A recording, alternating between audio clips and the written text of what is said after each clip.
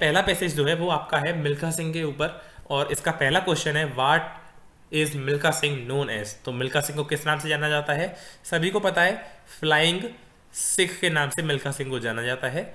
और जिनको नहीं पता उनके लिए पैसेज की पहली ही लाइन में लिखा भी हुआ है, ठीक है। नेक्स्ट पार्ट बोलता है what relation did Milkha Singh have when he was on the track during the Melbourne Olympics.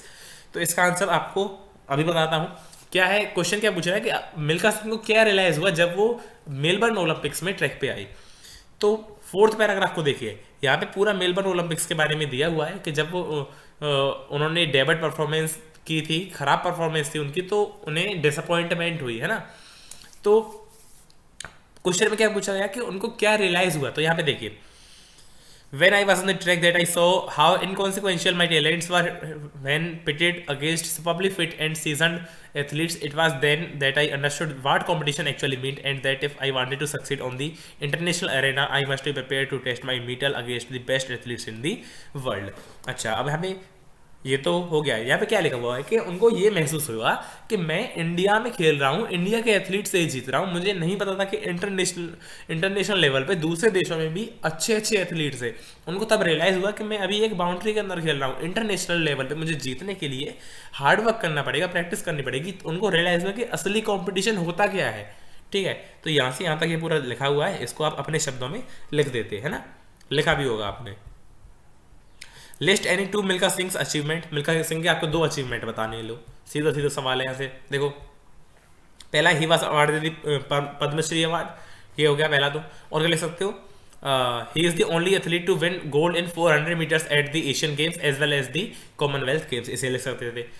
और क्या लिख सकते थे, he also won gold medals in the 1958 and 1962 Asian Games. ये तो आप लिख ही दिए होंगे आपने, ये है ना। आगे बात करेंगे what strict rules and regulations did Milkha Singh follow. तो मिल्खा सिंह किन किन स्ट्रिक्ट रूल्स एंड रेगुलेशंस को फॉलो करते थे। तो ये वाला देखिए आप, फिफ्थ पैराग्राफ देखिए, फिफ्थ पैराग्राफ देखिए यहाँ पे लिखा हुआ है, यहाँ पे स्ट्रिक्ट रूल्स एंड रेगुलेशंस है ना।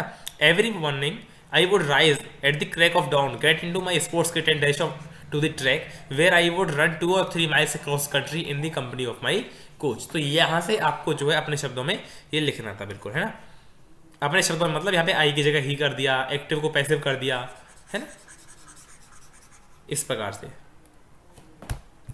आगे बात करेंगे next question, state to consequences of his hard and strenuous work. तो उन्होंने जो हार्ड वर्क किया था, strict rules and regulations follow किए थे, उसका क्या परिणाम हुआ ये पूछा है। तो ये रहा, often I was drained of all energy and there was times when I would vomit blood or drop down unconscious through sheer exercise। तो वो इतनी हार्ड एक्सरसाइज करते थे, उनको जो कभी कभी अनकॉन्शियस हो जाते थे, ब्लड की वॉमिटिंग करने लगते थे, एनर्जी ड्रेन हो जाती थी, ये सब है ना। तो ये आपको लिखना है, ठीक है। आगे, what motivated Milkha Singh to become the best athlete in the world. तो वर्ल्ड में बेस्ट एथलीट बनने के लिए मिल्खा सिंह को किस चीज़ से मोटिवेशन मिला। तो यही मेलबर्न वाला आंसर आएगा इसमें। मेलबर्न में जो है उन्होंने जब परफॉर्मेंस दी तो उन्हें बहुत डिसअपॉइंटमेंट फील हुई, तो उन्हें रियलाइज़ हुआ कि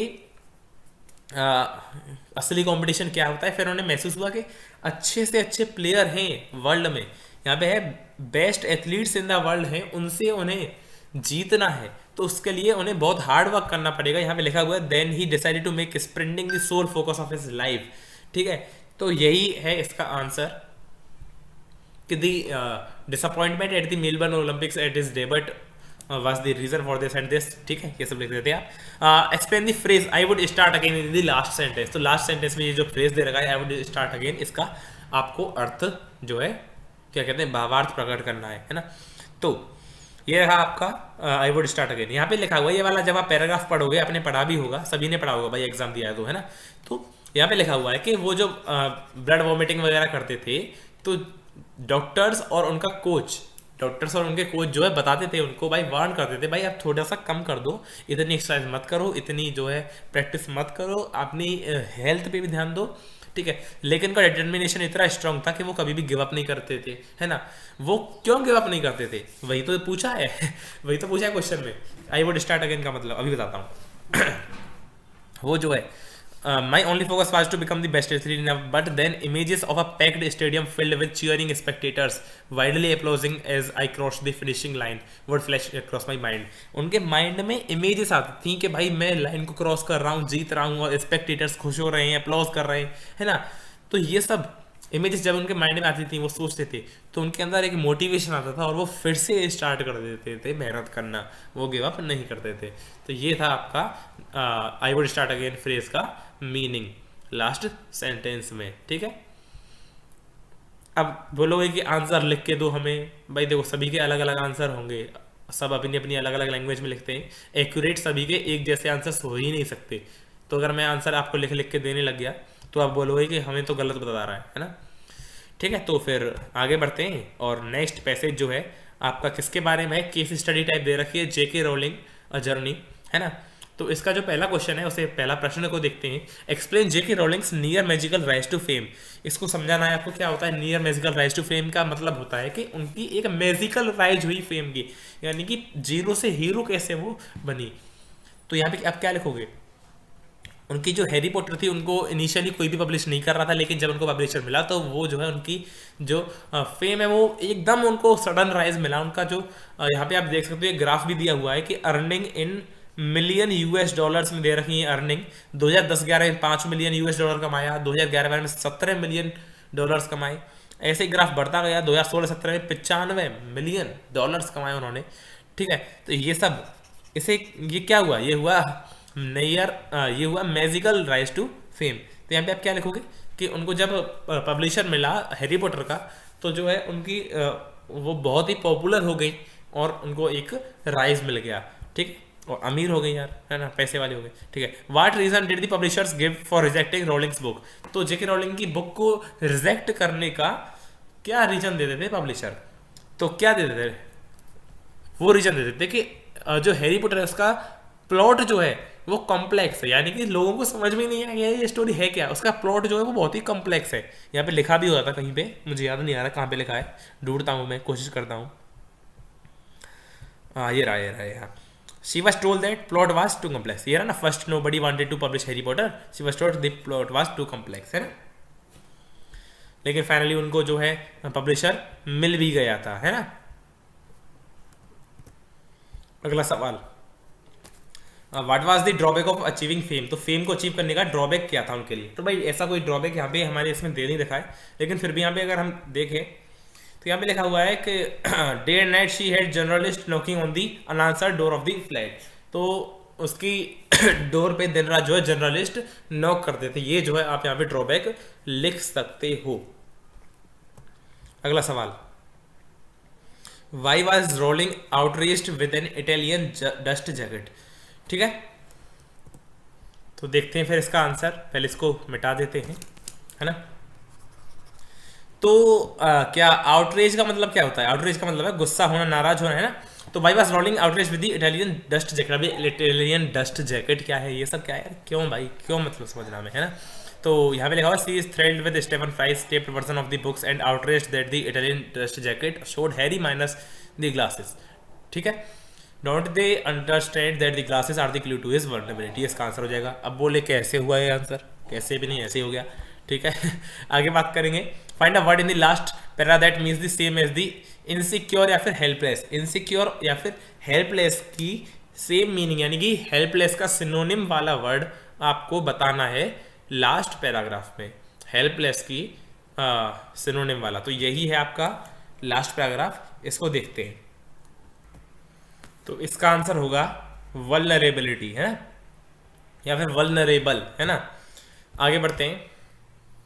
according to the graph how many years did it take Rowling to become very successful. तो वेरी सक्सेसफुल बनने के लिए जेके रोलिंग को कितने साल लगे।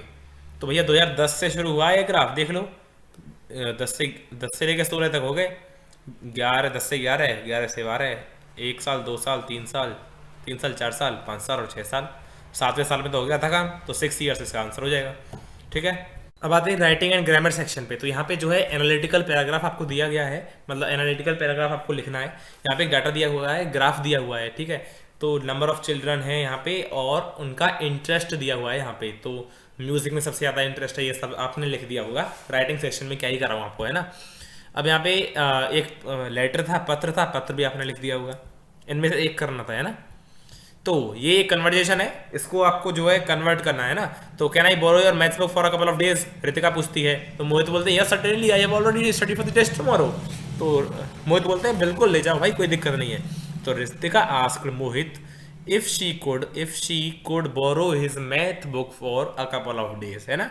मोहित agreed and said that he had already prepared for the test tomorrow, या फिर already studied for the test for the next day and she could borrow it, है ना।